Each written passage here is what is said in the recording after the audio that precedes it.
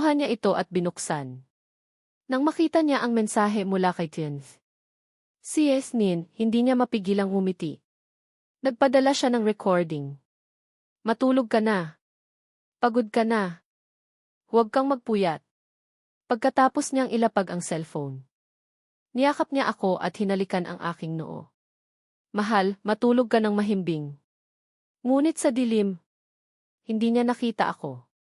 Ang taong yakap-yakap niya ay nakapikit pa rin. Tahimik na bumabagsak ang aking mga luha. Hindi ko alam kung kailan ako nakatulog. Nang magising ako, masakit pa rin ang aking mga mata.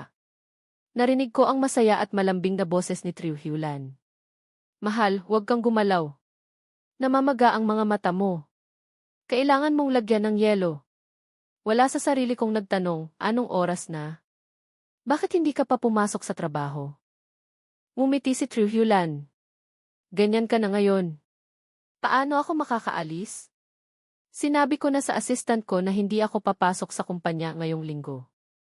Kumirot ang puso ko dahil kinumpirma ni Attorney Din An na magbubukas ang pagdinig sa diborsyo sa linggo na ito. Pagkatapos ng halos kalahating oras, inalis ni Triu Hyulan ang bag ng yelo sa aking mga mata.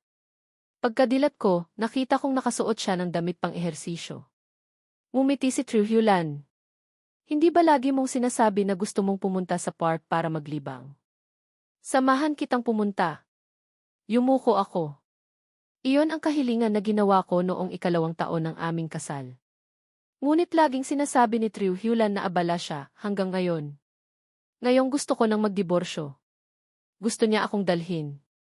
Maya-maya pa, tumingala ako at mahinang ngumiti. CJ, ituring natin na ito ang huling paglilibang bago maghiwalay. Matapos magbihis, pagbaba ko, narinig ko si Triu Hyulan na tumatawag sa loob ng opisina. Ipinapakita ng mga resulta ng pagsusuri na mababa ang level ng pregnancy hormone. Bakit ganito? Pupunta na ako dyan. Nang tawagin ni Triu Hyulan pagkatapos niyang matapos ang kanyang tawag, nakita niya akong nakaupo sa sofa. Namumutla. Sandali siyang natigilan ngunit nagsalita pa rin. Mahal, kailangan kong lumabas. Hintayin mo ako. Sa sandaling iyon, Kian Seatlin, Yanton. Hyulan ay wala nang nararamdaman sa'yo. Huwag ka nang kumapit sa kanya. Isang pangako na hindi natupad mula sa simula ay hindi kailanman magiging realidad. Nakaupo ako sa bahay at naghintay hanggang gabi. Pagkatapos, tinawagan ako ni Triu Hyulan. Medyo nag-aalangan ang kanyang boses. Mahal, hindi ako makakauwi sa loob ng 2 araw. Maraming gawain sa kumpanya. Kumirot ang aking mga pilik mata. Siguro dahil napakaraming beses nang nagsinungaling si Triu Hyulan. Kaya hindi na siya nag-abala pang mag-isip ng dahilan. Dahil sa aking pananahimik, lalong nagulo si Triu Hyulan. Ipinagpatuloy niya, kapag nakauwi na ako, dadalhin kita sa park para magsaya. Tahimik ako ng matagal bago mahinang umiti. CJ, bahala ka. Malamig na. Mag-ingat ka. Sa sandaling iyon, nakahinga na ng maluwag si Triu Hyulan sa kabilang linya. Gumaan ang kanyang boses. CJ, matulog ka na. Ibinaba na niya ang telepono. Ang pagputol ng tawag ay parang isang malakas na sampal sa aking puso. Nagdulot ito ng matinding sakit sa maliwanag na silid. Ang kalungkutan ko ay napakita sa lahat. Hindi ko alam kung gaano katagal ang lumipas. Nakatanggap ako ng mensahe mula kay Triu Hyulan. Mahal, tulog ka na ba? Umuulan ng nyebe sa labas. Matagal na rin akong hindi nakakakita ng nyebe sa Beijing. Tumayo ako at naglakad papunta sa glass window. Totoo nga na umuulan ng nyebe. Hindi gaanong kadami, ngunit palutang-lutang ito sa buong langit. Bigla akong natigilan. Noong unang taon na magkasama kami ni Triu Hyulan, umuulan din ng nyebe sa Beijing. Noong umuulan, naghanda na si Triu Hyulan ng warmers at gatas. Hinawakan niya ang aking kamay at naglakad kami sa athletic field. Malamig noon, pero masaya siya. Iyan, Stone, kapag ang dalawang nagmamahalan ay naghugas sa nyebe. Parang magtatagal sila magpakailanman. Tingnan mo. Para ba akong asawa mo sa hinaharap? Ang nyebe sa buhok niya noon ay tulad ng nyebe ngayon sa labas ng bintana. Sumikip ang aking dibdib. Sa sandaling iyon, nagpadala rin si Ken Sifni ng isang larawan. Ang silid, maganda ang dekorasyon. Sa salamin, nakita ko ang anino nilang dalawa na nagyakapan. Ilan Stone, napakaganda ng nyebe sa Beijing. Nakita ko ang ngiti ni Triu Hyulan. Sa larawan, nakita ko na puno ng nyebe ang aking dibdib. Sobrang lamig. Tiningnan ko ang nyebe sa labas ng bintana. Nakaupo sa gitna ng sala, bumulong ako. Triu Hyulan, malinaw mong sinabi na magtatagal tayo magpakailanman. Bakit mo ako iniwan? Kinabukasan, nakatanggap ako ng tawag mula kay Attorney Din An. Yegstone, pwede ka bang pumunta sa opisina ko? Pumayag ako. Hindi ako sumakay ng taxi. Sumakay ako ng taxi papunta sa mga tanggapan ng gobyerno sa Niebe. Pagpasok ko sa opisina ng abogado, narinig ko ang mga boses. Sa legal na aspeto, walang ganitong bagay na aalis na walang dala. Sa kasalukuyan, sa panahon ng paghihintay sa diborsyo, kayo ay legal pa ring mag-asawa. Sa kasamaang palad, ang pag-ugali ng karahasan sa tahanan ay hindi umabot sa antas ng maliit na pinsala. Mas gusto pa rin namin na mag-ayos kayo. Ang mga nakaupo sa harap ng mesa ng abogado ay pagod. At nawawala ng pag-asa. Wala na silang ngiti sa kanilang mga mukha. Nanginginig ang puso ko. Paano ako naiba sa kanila ngayon? Yan Guton. Sa sandaling iyon, tumayo si Din An at kumaway sa akin. Lumapit ako. Agad na binigyan ako ni Din An ng mga dokumento. Inayos ko na ang lahat ng ebidensya na ibinigay mo. Perman mo ang authorization letter na ito. Pagkatapos ay maghintay ka para sa mga resulta ng hearing. Kinuha ko ang panulat. Nang makita ko ang mga salitang i-broken marriage sa claim form, nadurog ang aking puso. Hindi ko maiwasang maalala ang kasal ko kay Triu Hyulan. Maraming beses kaming nakatayo sa harap ng pari. Nagpapasalamat sa isa't isa. Habang hawak ang kamay ng bawat isa. May mga mata na may pagmamahal. Ngunit ngayon, ako na lang ang humaharap sa divorce papers. Handa akong pakasalan ang taong ito.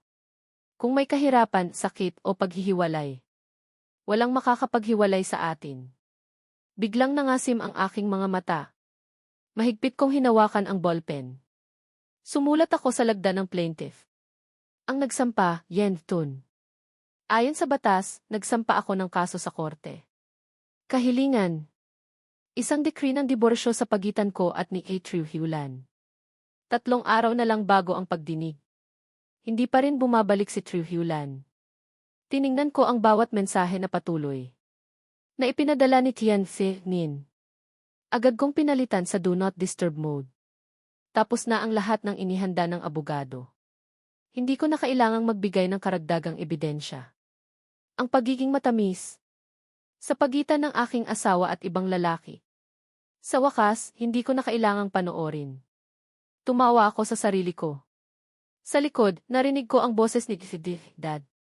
Pwede ba ulit akong sunduin sa paglabas ko ng school? Pinigilan ko siya para makinig pa. Tulad ng dati niyang sinabi. Hindi okay si Tito Gilf ngayon.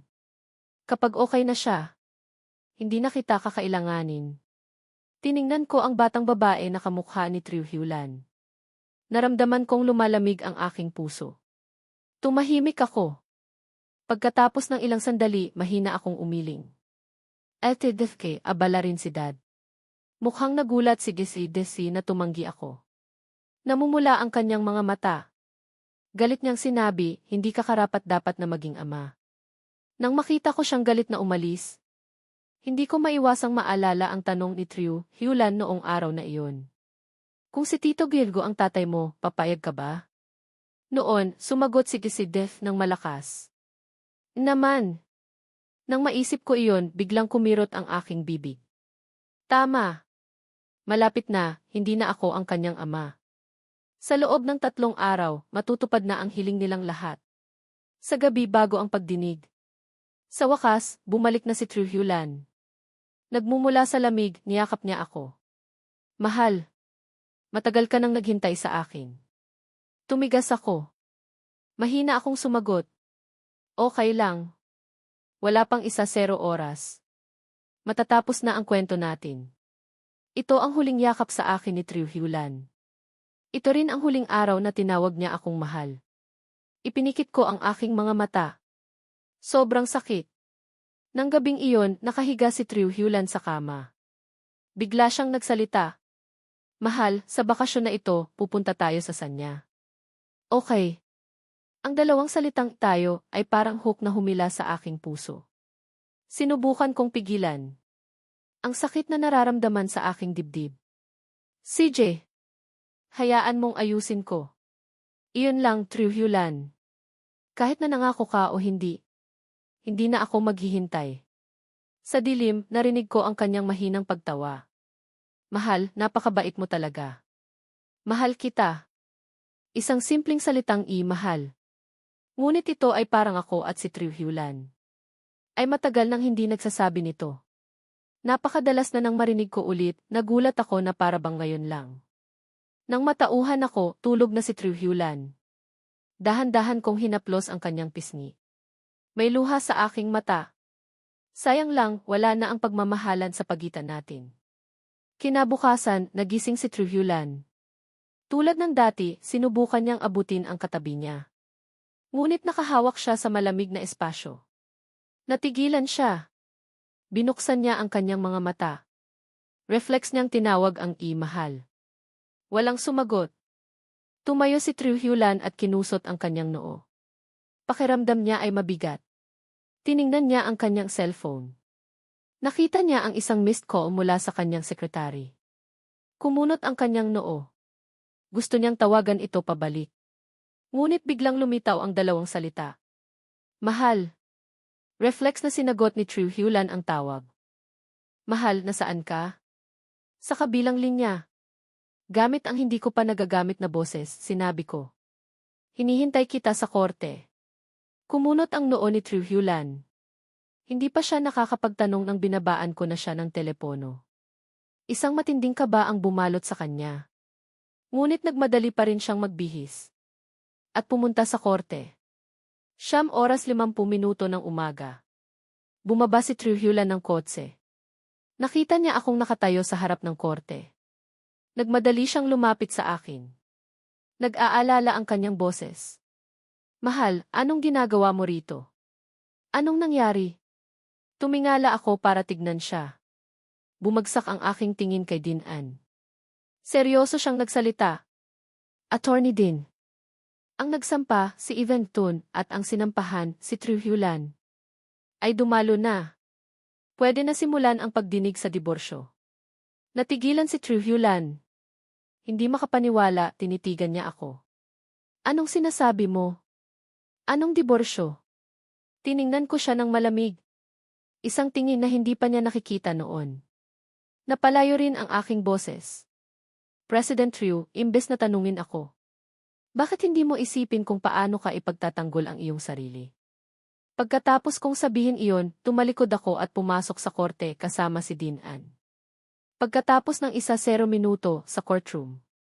Ang nagsampa, si Eventun, ay kinasuhan ang sinampahan, si Trujillan. Sa ilang beses na pangangalo niya sa isang lalaking assistant sa panahon ng kasal.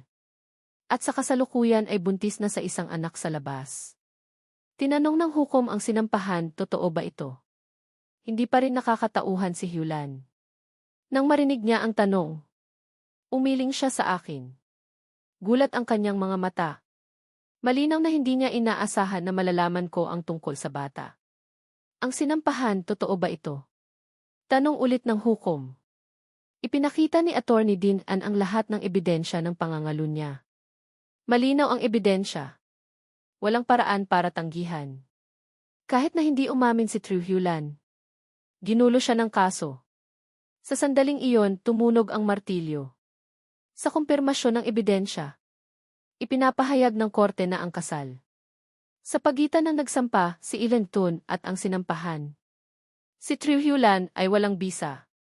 Sa kahilingan ng nagsampa, ang talikdan ng karapatan na palakihin ang bata. Ang sinampahan ay kailangang magbayad ng danyos. Ang ilipat ang 30% ng kumpanya sa loob ng 30 araw. Pagkalabas ko ng courtroom, nakita ko si Trujillo na naghihintay doon. Pula ang kanyang mga mata. Mahigpit niyang hinawakan ang aking kamay. Galit siyang nagsabi, plano mo na pala ang lahat. Umisi ako ng mapait. Ano ngayon, Trujillo? Ito ang utang mo sa akin. Pagkatapos kong sabihin iyon, hinagis ko ang kanyang kamay. At tumalikod. Hindi na ako lumingon. Sa kotse. Ngumiti si Dean N. Yan, Guton. Congrats. Nakuha mo na ulit ang buhay mo. Tumango ako. Salamat sa tulong mo. Mula ngayon, hindi ko na kailangang magpanggap pa kay Trujillo. Kailangan ko na lang maging totoo sa sarili ko. Si Trujillo nawalan ng katinuan. Hawak ang divorce decree at bumalik sa bahay. Tumunog ang kanyang cellphone. Nagulat siya at binuksan ito. Mensahe ito mula kay Tian Nin. Trujillo, hindi maganda ang pakiramdam ko. Pwede mo ba akong puntahan? Punasan ni Hyulan ang kanyang mukha at sumagot. Abala ako ngayon. Hindi ako makakapunta. Magpapadala ako ng doktor para tingnan ka. Patuloy na dumating ang mga mensahe mula kay Tian Nin. Ngunit ang puso ni Trujillo ay nasa gulo. Sa huli, pinatay niya ang notifikasyon ni Tian. Pagkatapos, binuksan niya ang chat box sa pagitan ko at niya. Ang interface ay huminto sa mensahe kagabi. Mahal, abala ako sa trabaho ngayon. Magkainan na lang kayo ni Gif. Noong panahong iyon, abala siya sa yakap ni Tian Nin. Hindi niya napansin na may kakaiba sa akin. Dati kapag umuwi siya ng gabi, paulit-ulit akong magtatanong. Ngunit ngayon, hindi na niya ako tinatanong. Sa totoo lang, nagsimula na ang mga usapan ng ganito noon pa. Hindi lang niya napansin. Sa huli, masyado siyang kampante. Ngunit hindi siya pumapayag. Kumirot ang dibdib ni Trujillo.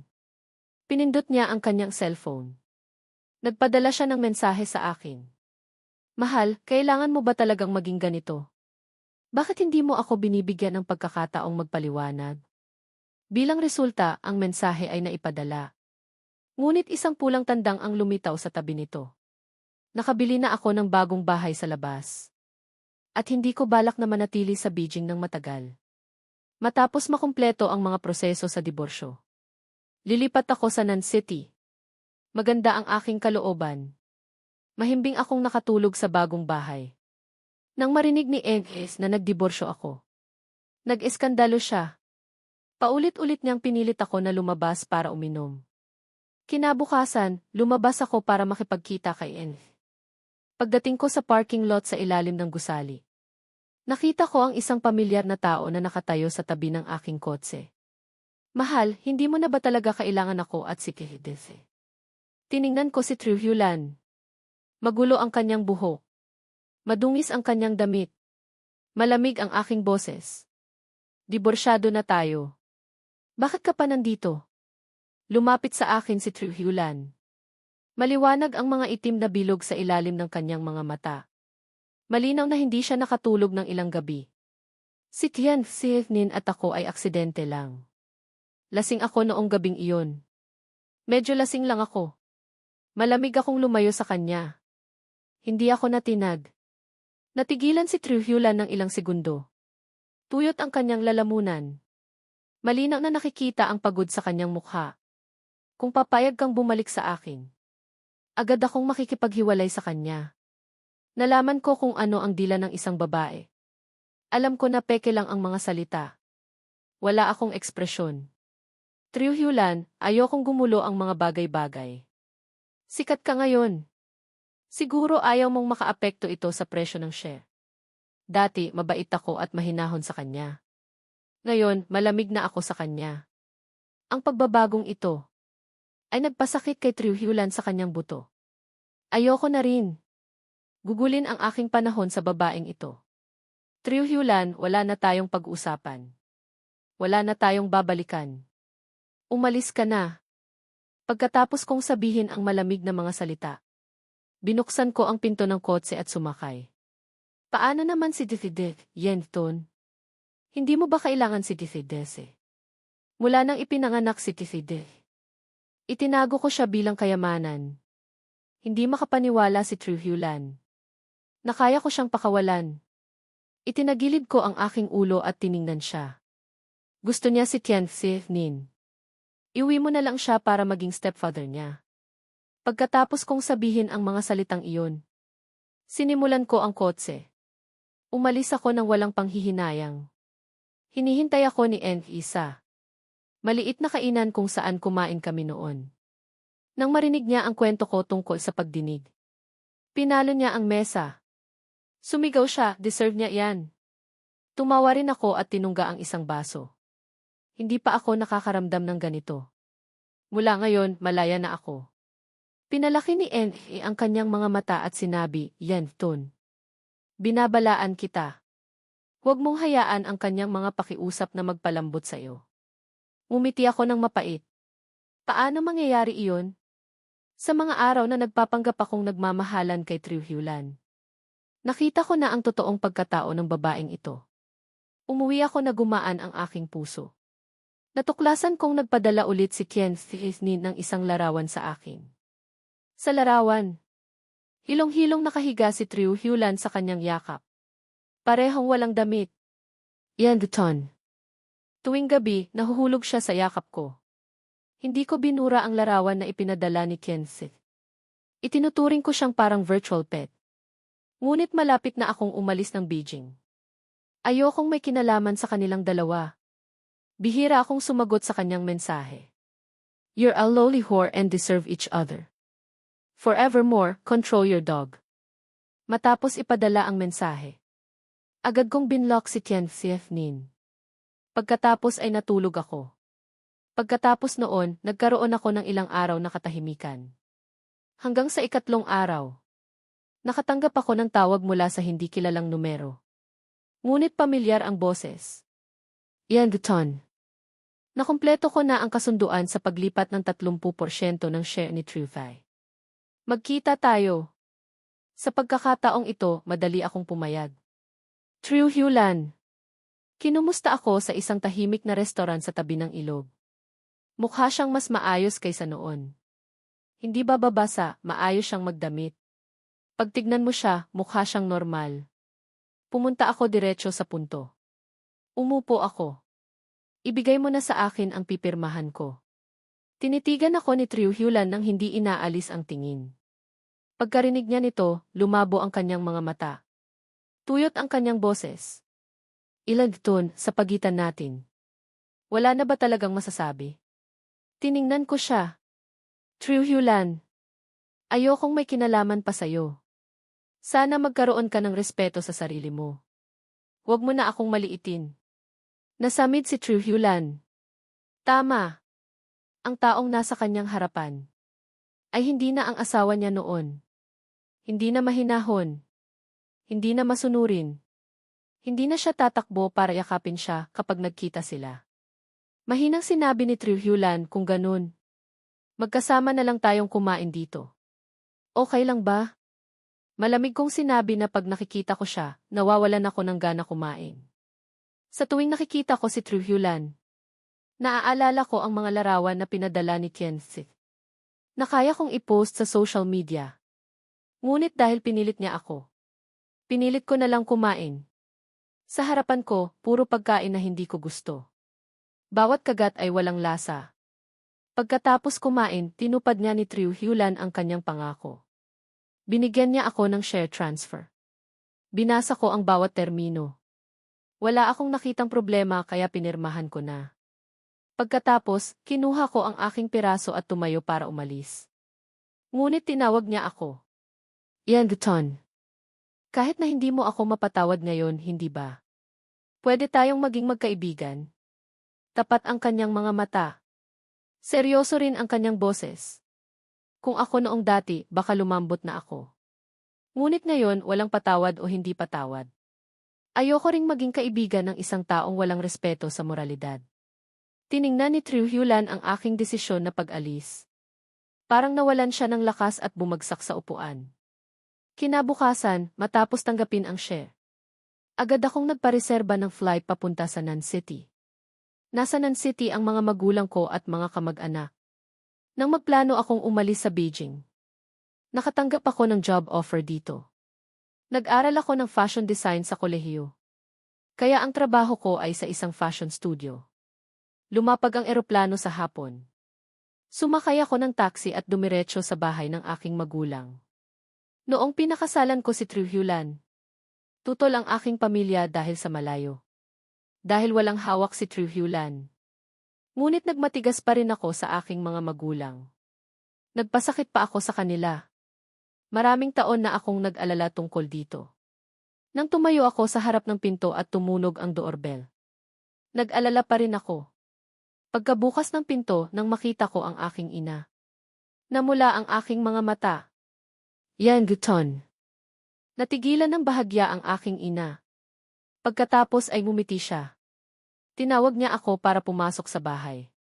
Asawa ko, lumabas ka at tingnan mo kung sino ang dumating.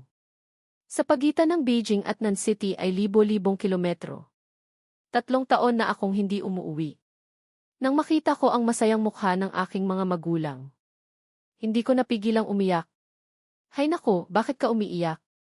Malaki ka na pero umiiyak ka pa rin. Pinagalitan ako ng aking ina. Ngunit puno ng galak ang kanyang boses. Nagluto ang aking ina ng maraming masasarap na pagkain. Hanggang sa kumakain na kami. Tumingin ang aking ina. Ikaw lang ba ang umuwi? Reflex kong tiningnan ang aking mga magulang. Ang mga dating hindi gusto si Hugh. Lan. Mahina akong nagsalita. Nagdiborsyo na kami. Ano? Natigilan ang aking ina at ama. Nag-react ang aking ina. Kumunot ang kanyang noo. Seryoso niyang sinabi. Anong nangyari? Bakit hindi mo sinabi sa amin?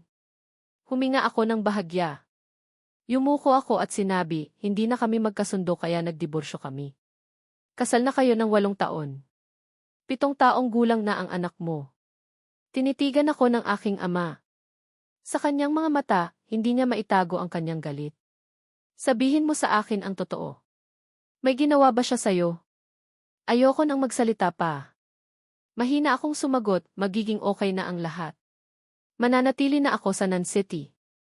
Hindi na ako pupunta kahit saan. Ayoko na rin magkaroon ng kinalaman sa kanya. Pagkarinig nila nito, nagkatinginan silang dalawa. Sa huli, hindi na sila nagtanong. Bumalik ako sa aking silid at nakita ko ang pamilyar na dekorasyon. Naroon pa rin ang mga gamit ko noong bata pa ako. Kumirot ang aking ilong. Mula pagkabata, pinangalagaan ako ng aking mga magulang bilang isang kayamanan. Ngunit dahil sa isang taong hindi karapat-dapat, naging malungkot sila para sa akin. Ngunit mula ngayon, hindi na mangyayari iyon. Hindi na ako babagsak. Nang malaman ni Triu Hulan na umalis na ako ng Beijing. Nakaupo sa tabi niya si Qian Nin. Malakas ang volume ng cellphone. Malinaw na narinig din ito ni Qian Nin. Nang makita niya ang madilim na mukha ni Triu Hulan, mahina niyang tinanong. Hulan, totoo ba yan? Umalis na si Eventon. Pagkatapos natin. Tinitigan ni Qian Nin ang kanyang mukha. Pinigilan niya ang pagkasabik sa kanyang puso. Sobrang pagod na si Triu Hulan. Kinusot niya ang kanyang noo at sinabi. Si Nin, magpahinga ka na. Pagod na ako. Niyakap ni Qian Nin ang kanyang baywang. Hulan, sinabi ko na sayo noon. Kapag nadiborsyo ka na kay Eventon, papakasalan kita. Hahayaan kitang maging ama ni Dif. Sobra na. Napasigaw si Triu Hulan nang marinig ang salitang diborsyo. Dahan-dahan niyang inalis ang kanyang kamay. Tiningnan niya siya ng malamig. Ang tanging halaga mo sa akin ay ang batang ito. Kaya kailangan mo lang hintayin na ipanganak siya. Huwag kang mangarap ng iba.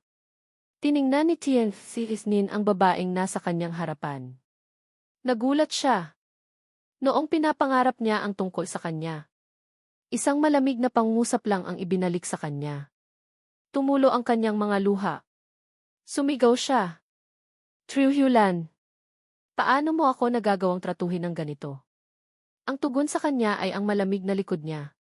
Siguro dapat niyang intindihin. Matagal na ang isang babae ay